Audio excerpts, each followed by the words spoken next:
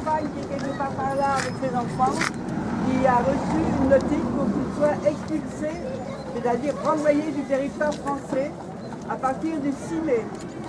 Il a reçu ça le 6 avril, il a donc un mois pour faire appel. L'appel est en cours, j'ai encore eu l'avocat là tout à l'heure. Donc il faut expliquer qu'Aram et sa famille viennent de Géorgie, mais qu'ils sont d'une minorité qu'on appelle les Yézides, qui sont une minorité qui est persécutée dans leur pays et dans d'autres régions effectivement du Caucase. Aram sont là depuis 6 ans et ils sont à Arzano depuis 2 ans. Ils ont premièrement été déboutés une première fois du droit d'asile en 2014, 2014 plus 2016. Depuis 2016, ils sont ici. Donc je pense que les 3 enfants sont scolarisés dans cette école-là. Avec le fait d'accueillir des publics, enfin des familles plutôt, évidemment les accompagner dans leur quotidien pour l'intégration, c'est quelque chose d'important, c'est quelque chose que c'est une mission que seules les associations sont en capacité en fait aujourd'hui d'assumer, donc merci encore.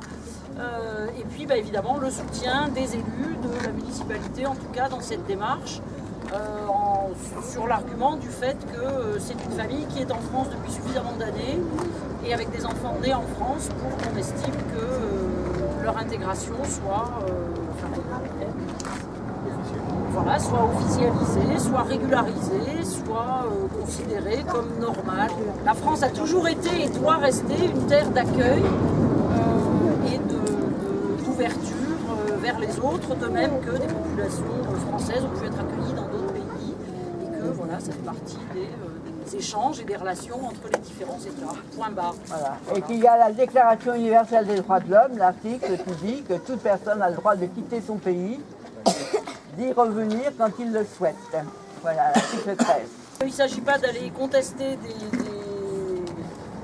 l'application des lois, mais par contre d'essayer de faire jouer notamment la circulaire disant qu'au bout de 5 ans sur le territoire, les modalités ne sont plus tout à fait les mêmes, et puis etc. Pourquoi pas petit à petit de faire évoluer les lois aussi. En tout cas dans l'immédiat, de soutenir Aram, Diana et les enfants, de continuer à les accompagner et puis de rester actifs, présents, en veille sur le territoire. Aujourd'hui c'est pour Aram, Diana et les enfants. Hier à Quimperlé c'était pour une autre famille, demain ce sera probablement auprès d'une autre situation.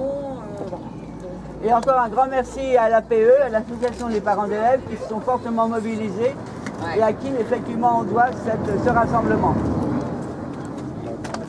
Bravo.